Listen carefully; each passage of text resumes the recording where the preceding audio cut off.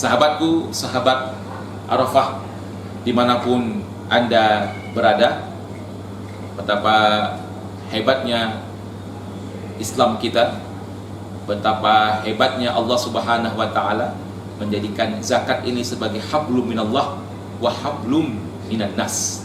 Sehingga dengan zakat ini sangat berpotensi sekali bisa, paling tidak adalah salah satu cara untuk menuntaskan kemiskinan. Bayangkan kalau 100 juta penduduk Indonesia yang membayar zakat fitrah menggunakan uang, kita kalikan misalnya 38.000, 3,8 kali 10.000, 38.000 per jiwa, dikalikan 100 juta penduduk Indonesia yang membayar dengan zakat fitrah dengan uang, itu sudah 3,8 triliun rupiah. Allahu Akbar.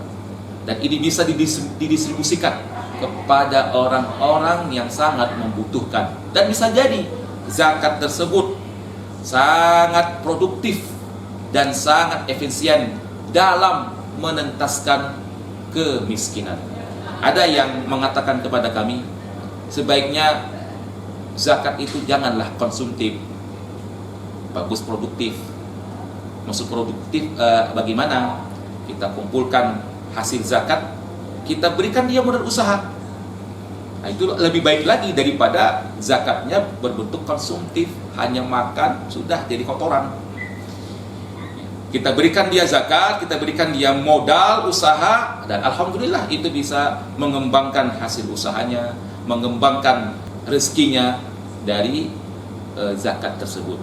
Ini terserah kepada penyelenggara, kepada pihak amil, apakah zakat ini konsumtif, dimakan langsung jadi kotoran, ataukah sebagai modal dia, modal usaha dia untuk mengembangkan rezeki Allah Subhanahu wa Ta'ala. Sahabatku, sahabat Arafah, dimanapun Anda berada, kapan dikeluarkan zakat fitrah ini? Menurut Imam Syafi'i rahimahullahu ta'ala, zakat fitrah boleh dikeluarkan 1 Ramadan. Mulai 1 Ramadan hingga Imam Idul Fitri naik ke atas mimbar. Itu waktu yang sangat panjang. Setelah Imam Idul Fitri turun dari mimbar, itu bukan dikategorikan zakat fitrah lagi atau zakat rukun, namun sudah dianggap sebagai sedekah biasa.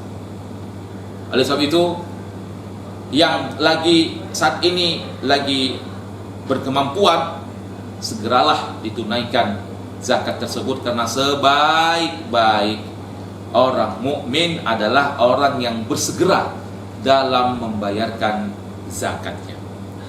Sahabatku, sahabat Arafah, dimanapun Anda berada, ada lagi yang masuk pertanyaan kepada kami, apakah zakat fitrah ini bisa langsung ditunaikan kepada pihak amil atau bisa langsung ke fakir miskin? Membayar zakat fitrah itu terserah kepada niat masing-masing.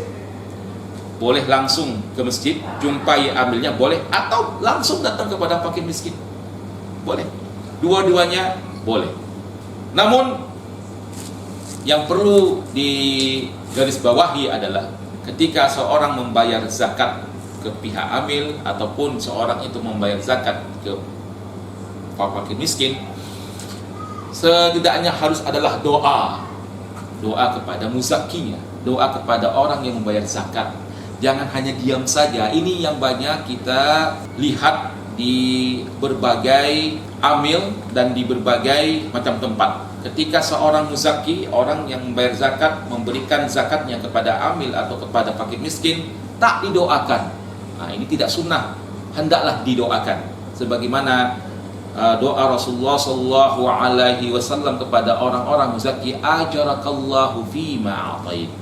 Semoga Allah Subhanahu wa taala memberikan ganjaran terhadap apa yang engkau berikan ini. Wa ja'alahu laka tahuran, dan semoga harta yang engkau berikan ini, zakat yang engkau berikan ini, Allah jadikan sebagai penyuci atau pensuci dirimu. wa barakallahu fi ma abqait, dan Allah memberkati kepada terhadap barang-barang yang telah engkau tinggalkan. Jadi ada doa khusus kepada orang yang telah membayar zakat. Sahabatku, sahabat Arafah dimanapun Anda berada, setelah kita membahas tentang masalah zakat fitrah ini, ada sejumlah adab ketika kita ingin membayar zakat. Yang pertama adalah niat. Jangan lupa, ini zakat rukun Islam. Rukun Islam itu ada niatnya. Sholat kita pakai niat, puasa kita pakai niat, haji dan umroh kita pakai niat. Kalau zakat pakai niat, ya pakai niat, karena dia rukun Islam. Apa niatnya? Nawaitu an ukhrija zakatal fitri an nafsi fardhan lillahi ta'ala. Nawaitu an ukhrija zakatal fitri an nafsi fardhan lillahi ta'ala. Sengaja aku mengeluarkan zakat fitrah atas diriku, fardu atasku, karena Allah Subhanahu wa ta'ala.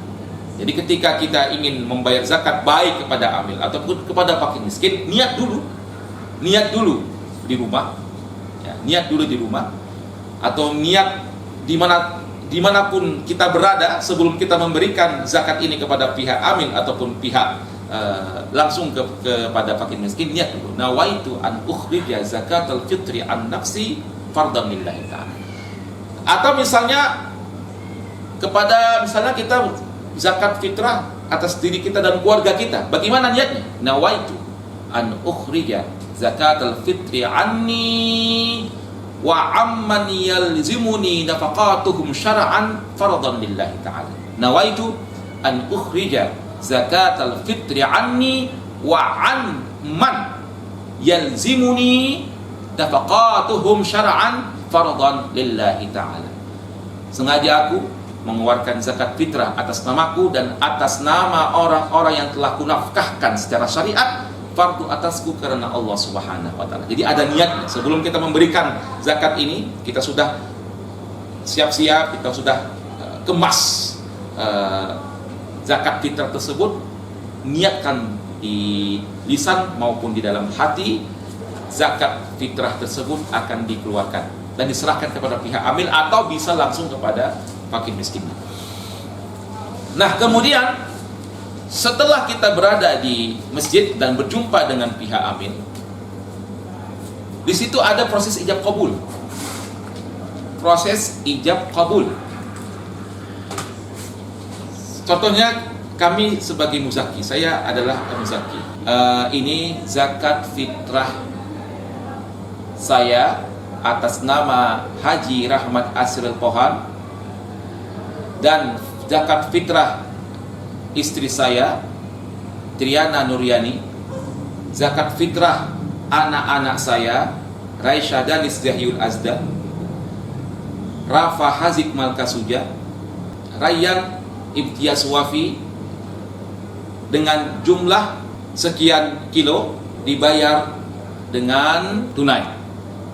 Baru nanti pihak amil akan menjawab, saya terima zakat fitrah Bapak Haji Rahmat Asril Pohan beserta keluarga yang terdiri dari istri Triana Nuryani, Ibu Triana Nuryani, anak-anaknya Raisa Danis Zahyul Azda, Rafa Hazik Malkasuja, dan Rayyan Asfa Imtiaz Wafi, dengan jumlah zakat sekian kami terima. Nah, setelah ada ijab qabul seperti itu, memang namanya ijab qabul pakai salaman, namun karena lagi pandemi COVID-19, salaman tersebut tidaklah mesti dilakukan. Jadi barang tersebut sudah nampak di hadapan amil.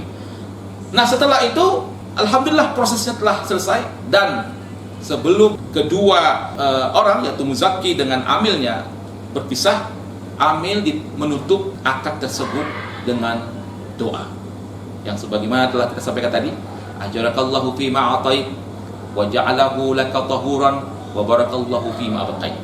Itulah doa penutup dari amil, dan kemudian amil menutup dengan mudah-mudahan harta atau zakat yang Bapak Rahmat Asil Pohan serahkan kepada pihak amil dapat menjadi berkah dan menjadi pensuci jiwa dan keluarga, dan akan diberkati oleh Allah Subhanahu wa taala seluruh harta yang ditinggalkan di rumah. Jadi itu adab seorang muzaki dan seorang amil ketika melakukan akad penyerahan zakat fitrah tersebut. Sahabatku, sahabat Arafah dimanapun Anda berada, kemudian masuk pertanyaan kepada kami dari Qaidi Yoga Nahri. Ini masalah kontemporer. Assalamualaikum Ustaz, izin bertanya mengenai zakat. Ya, oke, silahkan. Dalam kondisi seperti yang kita hadapi sekarang, COVID-19, banyak orang yang kehilangan pekerjaannya seperti ojek online atau biasa kita sebut dengan ojol, dan pekerja yang di PHK, sedangkan mereka masih digolongkan orang yang dapat bekerja, yang dimana mereka memiliki beban hidup yang cukup besar. Pertanyaannya, berhakkah mereka menerima zakat? Dan apakah mereka termasuk orang-orang yang berhak menerima zakat, fakir atau miskin? Apabila ada salah dalam penulisan, saya mohon maaf ya, kita maafkan sebesar-besarnya. Sekian pertanyaan saya Ustaz, saya akhiri. Assalamualaikum warahmatullahi wabarakatuh. Waalaikumsalam. Terima kasih saudara Qaidi Yoga Nahri terhadap pertanyaannya. Nah, kapankah seseorang itu dianggap tidak mampu membayar zakat? Zakat fitrah maksudnya. Seorang keluarga atau kepala keluarga melihat terlebih dahulu kondisi makanan pokok atau beras di dapur. Apabila beras di dapur itu tidak mencukupi atau di bawah 2,7 kg beras, di bawah 2,7 kg beras pada malam takbiran, pada malam lebaran, maka kepala keluarga tersebut tidak wajib mengeluarkan zakat fitrahnya karena sudah di bawah nisab. Nisabnya kan 2,7 kg beras. Ya, mungkin bisa diprediksi, sepertinya tidak sanggup lah, tidak cukup malam takbiran ini, makanan beras itu tidak akan cukup untuk dikeluarkan zakatnya, 2,7 kg beras. Jadi kalau misalnya 2,7 kg beras ada di dapur pada malam takbir, kepala keluarga tersebut tidak ada kewajiban mengeluarkan zakat fitrahnya. Namun kalau misalnya ada berlebih beras di dapur tersebut, ya bayar. Ya. Meskipun kita sudah di PHK, meskipun kita sudah tidak bekerja lagi, kita lihat di dapur ada makanan pokok sudah melebihi dari nisab, wajib mengeluarkan zakat fitrah. Kemudian dalam Al-Quran, siapa-siapa saja yang berhak menerima zakat tersebut, baik zakat fitrah maupun zakat mal. Allah Subhanahu wa taala berfirman dalam surah At-Taubah ayat 60, A'udzubillahi minasyaitonir rajim. Innamas shadaqatu lil fuqara'i wal masakin wal 'amilina 'alaiha wal mu'allaqatu qulubuhum wa fir riqabi wal gharimin wa fi sabilillahi wa banis sabil fariidatan minallah wallahu alimun hakim. Ada 8 golongan yang berhak menerima zakat, baik zakat fitrah maupun zakat mal. Namun zakat fitrah ini ulama kita berbeda pendapat. Ada yang mengatakan bahwasanya zakat fitrah ini khusus fakir miskin. Yang lain 6 golongan tak boleh menerima zakat fitrah. Sebagaimana hadis Rasulullah sallallahu alaihi wasallam, zakatul fitrah tu'matun lil masakin. Zakatul fitrah itu khusus untuk makanan fakir miskin. Jadi orang yang menerima zakat fitrah bukan fakir miskin tak boleh. Itu menurut pendapat ulama. Namun sekali lagi kita merujuk ke Imam Syafi'i, karena Imam Syafi'i adalah mazhab yang dipakai, yang digunakan mayoritas Asia Tenggara. Mazhab Syafi'i satu-satunya mazhab yang membolehkan zakat fitrah disalurkan kepada 8 golongan. Hanya mazhab Syafi'i saja yang membolehkan zakat fitrah itu disalurkan ke 8 golongan. Apa saja mereka? Fakir. Fakir ini menurut Imam Syafi'i lebih parah kondisinya daripada miskin. Fakir ini nggak punya rumah. Kalau miskin ada rumah. Fakir ini tak punya apa-apa. Rumah tak ada, tidur pun di kolong jembatan. Lebih parah situasinya, kondisinya daripada miskin. Miskin itu ada rumah. Miskin itu masih bisa makan. Kalau fakir, makan tidak, apapun tidak. Bisa makan, bisa tidak. Lebih parah kondisi fakir daripada miskin. Ada fakir, ada miskin. Yang ketiga adalah amil. Amil, meskipun dia kaya. Nah, itu dia. Meskipun dia kaya, dia berhak menerima zakat. Kenapa? Sebagai penghargaan Allah Subhanahu wa taala kepada panitia. Namun ini masih berbeda pendapat. Ya, amil, ada ulama yang mengatakan amil ini harus diangkat oleh pemerintah. Kalau misalnya amil yang dibuat panitia-panitia kecil di masjid ini bukan digolongkan amil yang berhak menerima zakat fitrah atau zakat mal. Amil yang hanya memperoleh dan mendapat zakat fitrah ataupun zakat mal adalah amil yang ditunjuk langsung oleh pemerintah, yang ditunjuk langsung oleh hakim. Nah, ini dia amil. Ini ulama berbeda pendapat tentang masalah amil ini. Apakah amil mendapatkan zakat fitrah atau tidak? Apakah amil yang dimaksud tersebut adalah amil yang diangkat langsung oleh pemerintah atau amil yang dibentuk panitia masjid? Nah, ini masih berbeda pendapat. Intinya adalah tergantung musyawarah panitia amil, panitia zakat. Kalau misalnya ditetapkan amil memperoleh dari zakat fitrah, usahakan janganlah melebihi dari pendapatan zakat fakir miskin. Ada ulama mengatakan amil hanya dapat 1/8. Amil panitia hanya dapat 1/8 bagian, selebihnya untuk fakir miskin. Kemudian yang keempat adalah mu'allaf. Mu'allaf juga ada yang miskin dan ada juga yang kaya. Ada juga yang kaya, tapi karena dia mu'allaf, lari dia dari kejaran orang-orang yang tak suka sama dia. Gimana dia mau makan padahal statusnya kaya? Nah, ini dia diberikan zakat fitrah atau zakat mal. Yang kelima adalah riqab, budak. Tapi saat ini tidak ada budak. Keenam adalah al-gharimin, orang-orang yang berhutang. Orang banyak kali hutangnya. Hutangnya di sana sini.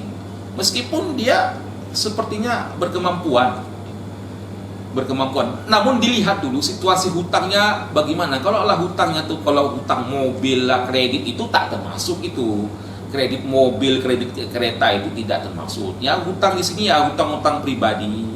Misalnya hutang, pinjam dulu uang 100.000 mau beli makanan, mau beli tempe, mau beli sayur, mau beli, yang tergantung masalah perut. Kalau masalah barang-barang mewah itu bukan termasuk wal gharimin itu.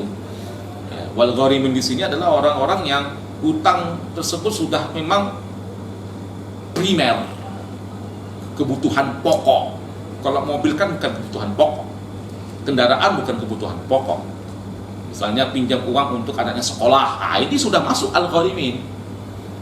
Pinjam uang untuk anaknya kuliah, pinjam uang untuk anaknya mau ngaji, pinjam uang karena belum bayar SPP, itu al-gharimin, masuk di dalam kategori al-gharimin. Dia kebutuhan primer, bukan sekunder, apalagi tersier. Ya, primer, kebutuhan pokok. Utang dalam kebutuhan pokok boleh menerima zakat fitrah ataupun zakat. Yang keenam adalah fi sabilillah. Orang-orang yang jihad fi sabilillah, orang-orang yang melakukan jihad, perang fi sabilillah. Ada juga ulama yang menafsirkan bisa saja fi sabilillah ini kita mendirikan masjid. Jadi dana zakat itu untuk masjid, pembangunan masjid, dana zakat itu untuk pembangunan madrasah tahfiz, itu bisa dialokasikan di situ. Dan yang terakhir adalah ibnu sabil, seperti orang musafir, anak-anak yang lagi belajar di luar negeri, yang lagi belajar di Timur Tengah, itu dikategorikan sebagai ibnu as-sabil. Di 8 golongan inilah yang berhak menerima zakat. Sekali lagi, Imam Syafi'i membolehkan zakat fitrah disalurkan kepada 8 golongan ini. Tapi ada ulama yang mengatakan kalau zakat fitrah khusus fakir miskin saja. Nah, ini tergantung kepada musyawarah amil di masjid. Musyawarah amil di masjid, bagaimana pendistribusian zakat fitrah ini? Apakah zakat fitrah hanya fakir miskin saja? Amil nggak ada, mohon maaf, uang lelahnya, uang capeknya. Ini hanya disalurkan kepada fakir miskin 100%. Atau memang kalau misalnya amil dalam musyawarah tadi dapat zakat fitrah, harus 1/8 dari bagian tersebut. 1/8 dari bagian tersebut, setelah dikumpulkan 1/8 untuk amil, bagi-bagilah 1/8 itu, dan itu diperbolehkan ya, sebagai bentuk penghargaan Allah Subhanahu wa Ta'ala kepada pihak amil. Dan perlu diingat, amil itu adalah perwakilan Allah Subhanahu wa Ta'ala di permukaan bumi ini untuk mengambil zakat dan menyalurkannya kepada orang-orang yang mustahak. Itulah hebatnya amil ini ya, panitia Allah Subhanahu wa Ta'ala. Oleh sebab itu Allah menghargai keringatnya, Allah Subhanahu wa Ta'ala menghargai jerih payahnya, sehingga Allah memasukkan dia kepada orang-orang yang menerima zakat ya. Uang minyak gimana ya, meskipun dia kaya ya tetap menerima itu, meskipun dia kaya amilnya tetap menerima, kan sudah dimasukkan amil meskipun dia kaya. Atau mu'allaf, meskipun dia kaya tetap dikasihkan juga. Jadi kalau pendistribusiannya fuqara al-masakin, kalau misalnya semua 8 ini fakir miskin, amilnya miskin, mu'allaf miskin, orang yang berhutang miskin, budak miskin ya, kemudian ibnu sabilnya miskin, itu harus dilebihkan. Tapi kalau misalnya amilnya kaya, mu'allafnya kaya ya, orang berhutangnya keadaannya berada ya, kemudian fisabilillah dan ibnu sabil pun orang-orang yang berada, hanya 1/8 dibagikan, 1/8 dibagikan. Sahabatku, sahabat Arafah dimanapun Anda berada, kalau situasi yang telah disampaikan oleh saudara kita Faidi tentang COVID-19 ini, banyak yang di PHK, kemudian banyak yang dipecat, apakah mereka juga berhak menerima zakat fitrah? Iya, mereka juga berhak menerima zakat fitrah. Mereka ini dikategorikan sebagai ibnu sabil, bisa juga dikategorikan sebagai al-gharimin, bisa, karena ada hutang. Lebih cocok ini ke al-gharimin ya, karena banyak kebutuhan-kebutuhan yang mendesak, menyekolahkan anaknya juga, kemudian memberikan anak sekolah ngajinya, anak juga wajib dinafkahkan. Ini juga termasuk kepada orang-orang al-gharimin, bisa juga ibnu sabil ya, bisa juga dikategorikan ke ibnu sabil. Jadi jawaban kami adalah boleh seorang yang baru dipecat, yang baru di PHK, kemudian dalam keadaan kondisi yang sangat genting kali ini COVID-19, menerima zakat fitrahnya. Namun perlu digarisbawahi, kalaulah misalnya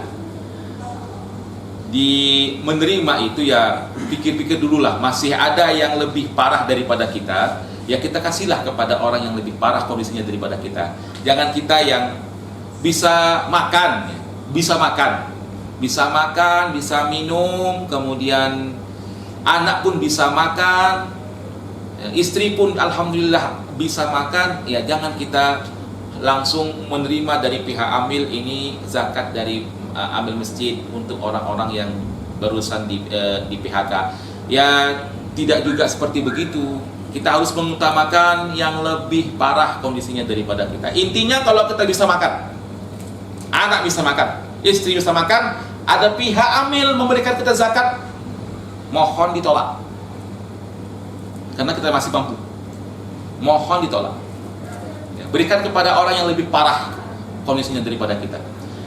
Namun kalau misalnya ini penting untuk anak kita, sekolah anak kita, SPP anak kita, uang buku anak kita, sehingga kita berpikir, wah ini COVID ini katanya sampai bulan 12 katanya, wallahu alam ya, kita nggak mau sampai bulan 12, ini gimana anak saya mau sekolah? Nah silahkan terima itu, silahkan terima zakat tersebut, karena dia termasuk adalah orang-orang al-gharimin untuk anaknya untuk anaknya.